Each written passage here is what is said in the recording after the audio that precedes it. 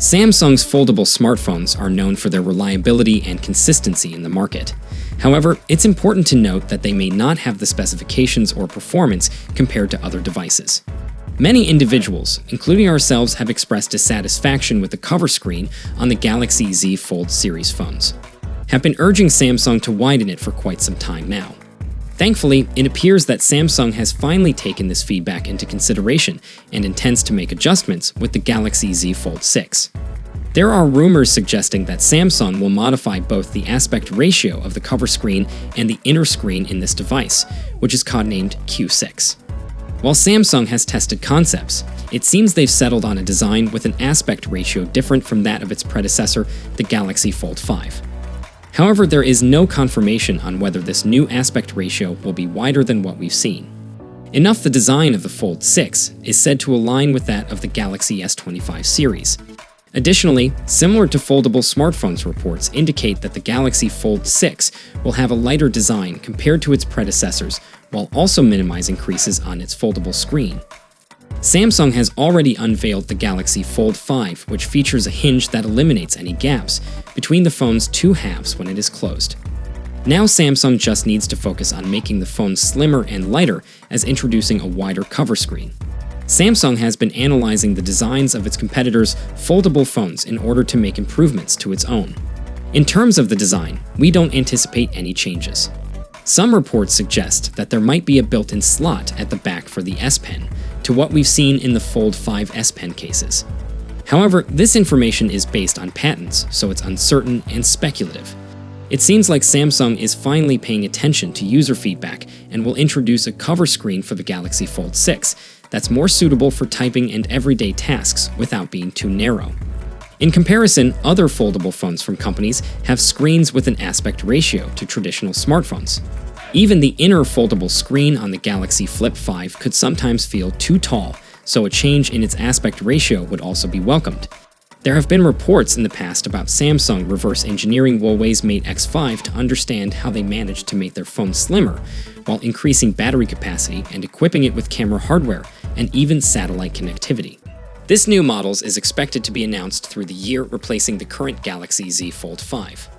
While the previous iterations brought updates, there are design-related details emerging from a recent leak. It appears that Samsung will be incorporating a type of display called Fold. This means that of using materials, like previous OLEDs, this display will employ complete phosphorescence. As a result, it promises enhanced brightness levels compared to its predecessors. However, there have been reports suggesting that Samsung is currently facing some challenges with this technology's implementation. So it remains uncertain whether it will be ready for the Galaxy Fold 6 or if it might debut in an iteration like the Fold 7. Additionally, there is news of AI features making their way to the Galaxy Fold 6, thanks to the capabilities of the Snapdragon 8 Gen 3 processor. While we received news that the Fold 6 would continue using the camera system, as before there is some positive development in terms of photo and video quality due to new AI features. Ice Universe tweeted about improvements to the night mode, mentioning that it now utilizes AI to identify and optimize 12 different objects individually for better overall image quality. Bennett Bunner's tweet confirms impressive AI features in the new One UI. One notable feature is the ability to remove subjects from videos, similar to a magic eraser, applied to videos or photos. Additionally, AI processing for videos promises enhanced low-light performance, remove graininess, improve stability, and overall better video quality.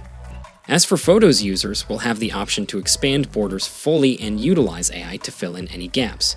Moreover, it will be possible to move subjects from one photo into a one.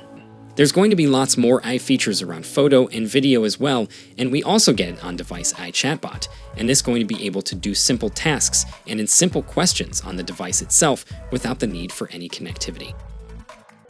We're now going to run through the full specs design and the expected pricing to help you guys decide if it is worth the wait. For my regular viewers, you guys have seen this, so just skip to the next video, but if you're new here, then hit subscribe now, and we'll get right into it. So with the Samsung Galaxy Z Fold 6, we get a 7.6 inches foldable 120Hz dynamic AMOLED display. While it's the same size as its predecessor, we're expecting improvements in its brightness, color accuracy, as well as durability. It's coming with a resolution of 1812 by 2176, and it's going to be protected by Samsung's newest ultra-thin glass. Now there's also going to be less visible creasing in the center of the new foldable display, as well as water and dust resistance for the external display. We get a 120Hz dynamic AMOLED protected by Gorilla Glass Victus 3.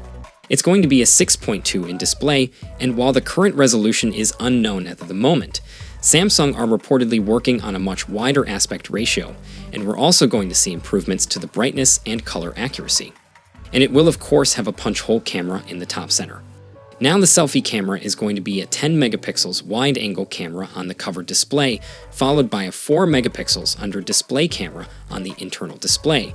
Then over on the rear, it's a 50 megapixels primary camera, a 12 megapixels ultra-wide, and then a 10 megapixels telephoto with 3 times optical zoom. Now it's actually the same camera system using the predecessor, but hopefully, we will still see some improvements.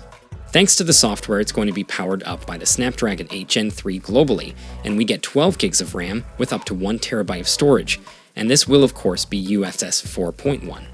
It's coming with a 4,400 mAh battery, while fast charging is still currently unknown. We're hoping for improvements to both wired as well as wireless charging. In terms of connectivity, we get advanced 5G, Bluetooth 5.3 and Wi-Fi 7, and then we also get ultra-wideband support, and it's coming with One UI 6 based on Android 14. It's expected to launch from $1,850 in August 2024. So the Samsung Galaxy Z Fold 6 is looking like an incredible new folding phone from Samsung, and for a device that's kept the same design for some time. Now it's great that we're finally getting some changes in all areas. Now a bigger cover display with a wider aspect ratio is going to make the phone a lot more usable for those times that where you want to do something quickly and you don't want to unfold into the larger display, and the brighter display along with the new A features, powered by the Snapdragon 8 Gen 3, means general usability is going to be greatly improved. The fact that they're also thinning down the phone. On top of all this is just a bonus, and to be honest, the Z Fold 5 already looked like a very premium device, so I'm very excited for the Z Fold 6. Now, because of the similarities to its predecessor, I can't see anyone with a Fold 5 rushing for an upgrade, but for those in an older Fold or looking to try out their first Fold, then the Galaxy Z Fold 6 is going to be a great place to start. Now we've still got some time until the official launch, so it's likely we're going to get more and more leaks coming in, and of course I'll be sharing them as soon as they do. So make sure you subscribe so you don't miss a thing in the future. So, what are your expectations for Samsung's next-gen foldables? Please feel free to share your thoughts in the comments section. For more updates you can visit our channel. I'll be looking forward to connecting with you all in the next video. Until then, take care and goodbye.